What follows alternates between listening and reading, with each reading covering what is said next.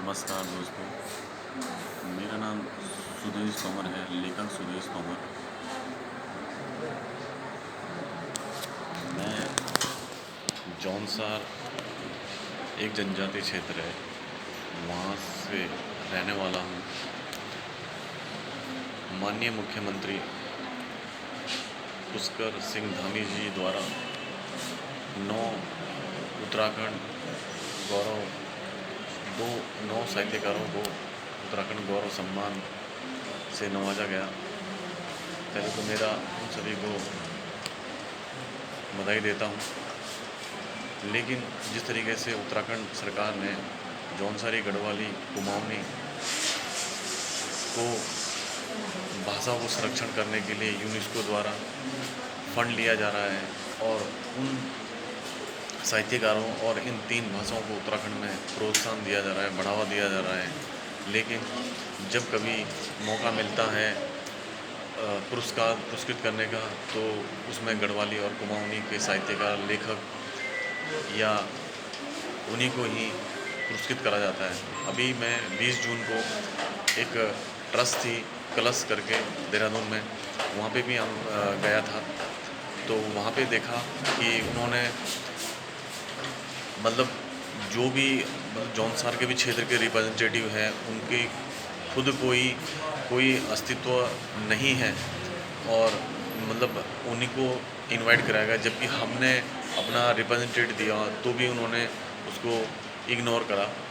लेकिन कहने की बात यह है कि भाई, अगर उत्तराखंड सरकार, जो भाषा मंत्री जी हैं, माननीय भाषा मंत्री जी उत्तराखंड के, इस बार जो दिया हुआ है अमर उजाला की जो न्यूज़ है, और जो निदेशक है वो आखिर में ग्राउंड रिपोर्ट में क्या कर रहे हैं। जौनसार में भी उपन्यासकार हैं, तो जब गढ़वाली, कुमाऊनी और जौनसारी भाषा के संरक्षण की बात होती है, उनको प्रोत्साहित करने की बात होती है, तो आपकी ग्राउंड रिपोर्ट कहाँ जाती है?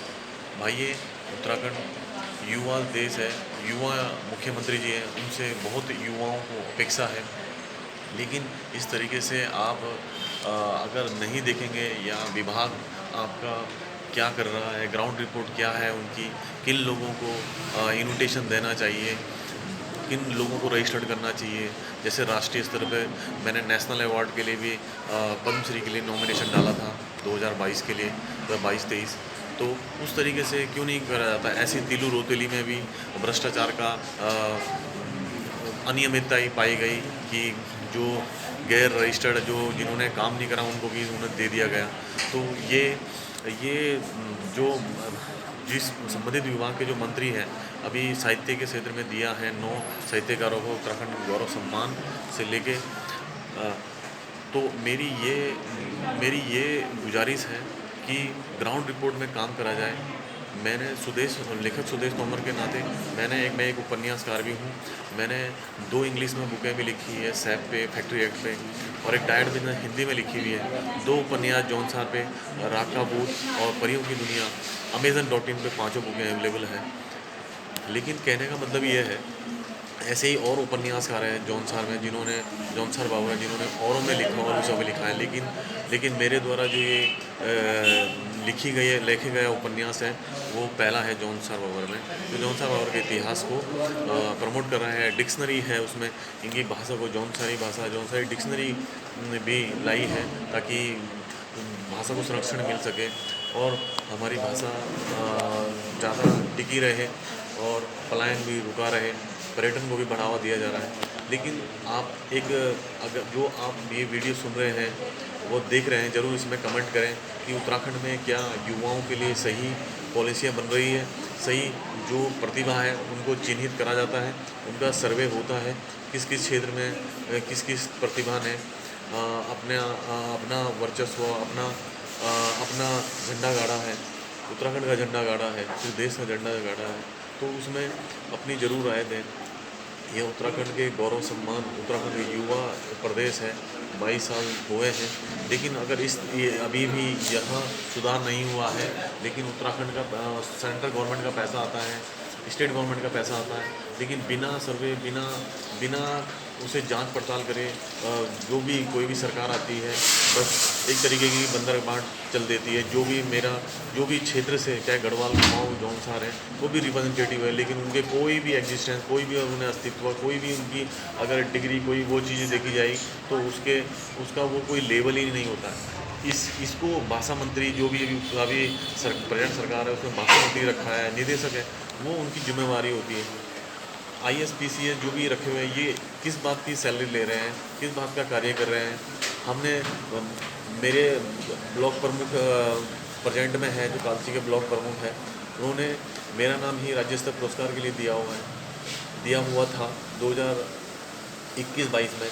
तो कहने की बात यह है कि अगर इस तरीके का सर्वे करा जाएगा, इस तरीके से ग्राउंड रिपोर्ट होमवर्क करते हैं, भाषा मंत्री जी के पास सारी रिपोर्ट आती है निदेशक द्वारा, तो ये क्या कर रहे हैं कि जौनसार, अगर आप जौनसार के साहित्यकारों को पुरस्कृत नहीं करते तो इसका संदेश क्या जाता है?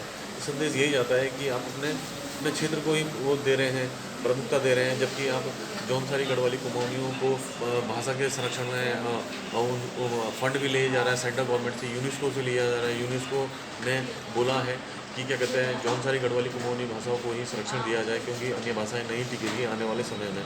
लेकिन इनके साहित्यकारों को इनको इनवाइट नहीं करा जाता। जो भी क्षेत्र के अनुसार क्षेत्र रिप्रेजेंटेटिव है, वो अपने ही मोनोपोली, अपने ही प्राथमिकता के अनुसार लोगों को करते हैं। लेकिन ये अब नहीं होने दिया जाएगा, जो कि ये गलत है। कहीं भी जाते हैं तो वही लोग दिखाई देते हैं। भाई, जो प्रतिभा है उनको क्यों नहीं इनवाइट करी जाती? हर क्षेत्र में, किसी भी क्षेत्र में। आखिर उत्तराखंड आत्मनिर्भर तभी होगा, युवा भी आत्मनिर्भर तभी होगा, आपकी भाषा का संरक्षण भी तभी होगा जब उसको सही प्लेटफॉर्म दिया जाएगा। युवा, खासकर से युवा ही भाषा छोड़ रहे हैं, इसीलिए क्योंकि बेरोजगार, रोजगार की तरह वो विदेश या देश, अन्य राज्यों में जाते हैं। लेकिन संरक्षण नहीं देंगे तो ऐसा नहीं होगा। तो मेरा आपको हृदय से नमस्कार, और इस वीडियो को ज़रूर वायरल करें ताकि मुख्यमंत्री जी या संबंधित विभाग में ज़रूर जाएं और अपना कमेंट ज़रूर दें कि क्या यह सही है, क्या इस तरीके से अवलोकन करा गया ठीक था या नहीं, या आने वाले समय में इसका सही तरीके से अवलोकन करा जाए, तो प्रतिभा को सही समय पर पुरस्कृत करा जाए। धन्यवाद दोस्तों। वीडियो लाइक शेयर करें और कंज्यूमर पावर चैनल सब्सक्राइब करें।